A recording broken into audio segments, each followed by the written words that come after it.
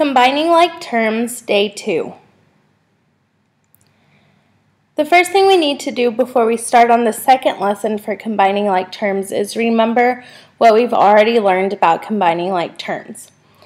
We talked about combining like terms in 2 different situations in the first lesson. The first one we talked about is combining like terms on the same side. So if you looked at this example, we have 2x minus 6 plus x equals 3. These like terms are 2x and this positive x, and remember anytime there's not a number written in front of the variable, there's an understood 1. So in this case I have 2x minus 6 plus 1x equals 3. My 2x and my 1x are on the same side, so I'm going to keep the signs. In this case they're both positive, and I'm just going to add them together. 2x plus 1x is 3x. I cannot combine the minus 6 because it is not a like term. It does not have the same variable. So I'm going to have 3x minus 6 equals 3. Now I'm going to solve this equation just like a 2-step equation using inverse operations. So if you look at our variable x, the first thing that I need to get rid of is subtracting 6. The opposite of subtracting 6 is adding 6. My 6's are going to cancel out. I'm going to be left with 3x equals 9. Now I'm multiplying 3 times x. The inverse or opposite of multiplying by 3 is to divide both sides by 3. My 3's cancel out, and I'm left with x equals 9 divided by 3, which is 3. What I could do is I could go ahead and I could plug in 3 for x into the original equation, and it should end up leaving me with a true statement. So when I plugged in 3, I would get 2 times 3, which is 6, minus 6 is 0, plus 1 times 3 is 3, so 0 plus 3 equals 3, and that's what I needed. The second case that we talked about is combining like terms when they are on different sides of the equation. So in this example, I have 8x minus 2 equals negative 9 plus 7x. My 8x and my positive 7x are on different sides of the equation. When this is the case, I need to combine by using my inverse operations to move the like terms from one side to the other. In this case, what I'm going to choose to do is I'm going to choose to move the positive 7x to the other side with my 8x. The way that I do that is I use the inverse operation, so instead of plus 7x, I need to subtract 7x from both sides. Negative 2, or minus 2 and negative 9, I'm just going to leave alone for right now. 7x minus 7x is going to cancel each other out, and 8x minus 7x is 1x. Leave everything else alone, so 1x minus 2 equals negative 9. I've just brought those down exactly as they appeared. Now I need to solve this equation for x. To do that, I'm going to add 2 to both sides, and I am left with x equals negative 7. Remember, the 1 is understood, so it's not necessary. I can kind of just get rid of it. And then negative 9 plus 2 is negative 7. Today, the new stuff that we're going to talk about is when solving multi-step equations, there are 3 possible outcomes. The first possible outcome is that we have one real solution. This is what we've done so far. The last 2 examples have had one solution, and the examples that we talked about in the first lesson had one solution. The next 2 possible outcomes are that we have no solution, which means that there's no number or value of x that will make the equation true. And then the third possible outcome is that we have infinite solutions. What that means is that no matter what number I plug in for x, the equation will always be true. An example when we have no solution. I have 4m minus 4 equals 4m. Notice I have 2 like terms. I have 4m and I have another 4m, and they are on different sides of the equation. To combine these like terms, I'm going to have to use inverse operations.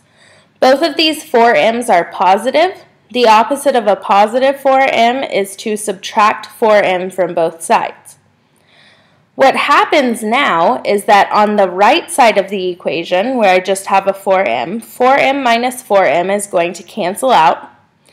And if you look on the left side of the equation, I have 4m minus 4m again, and again those are going to cancel out. Anytime I say cancel out, that means that they're going to be equal to 0. So 4m minus 4m is 0, which means that this equation I'm left with is negative 4 equals 0. Well, this statement, negative 4 equals 0, hopefully is obviously not true. Negative 4 and 0 are not equal. So what my answer is going to be, this is a false statement. When solving an equation and ending with a false statement, there is no solution. So no matter what I plug in for m in this case, this equation will never be true. Infinite solutions example. We have 7x plus 2 equals 2 plus 7x. Again, in this case, I have like terms, 7x and 7x, and they are on different sides of the equation. I need to combine them or get them on the same side. I do that by using inverse operations. So instead of a positive 7x, I'm going to subtract 7x from both sides. When I do that, again, just like in the last case, I have 7x minus 7x, which is 0 or cancels out.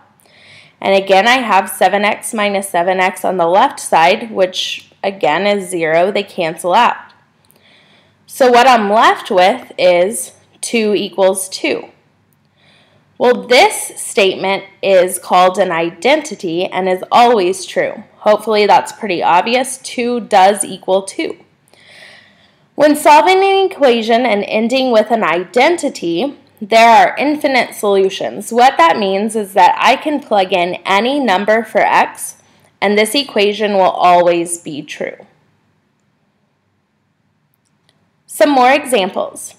The first example, I have negative x plus 1 plus x equals 1.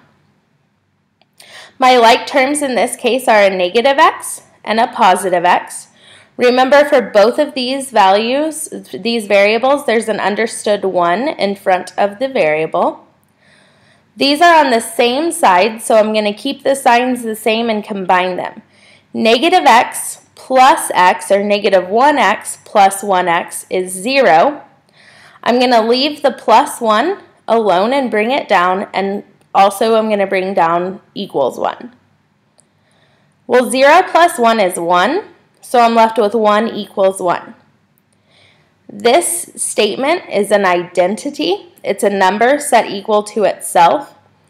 And in this case, that means that I am going to have infinite solutions to this equation. The second example, I have 2x plus 7 equals 3x plus 2. In this case, my like terms are 2x and 3x, and they are on different sides of the equation. In order to solve this equation, I'm going to have to use inverse operations to combine my like terms. In this case, I have two different options right now to combine my like terms.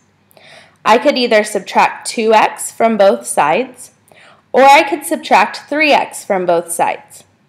The one that I am going to choose, and whichever one you choose, it's not necessarily wrong. You should end up with the same answer regardless.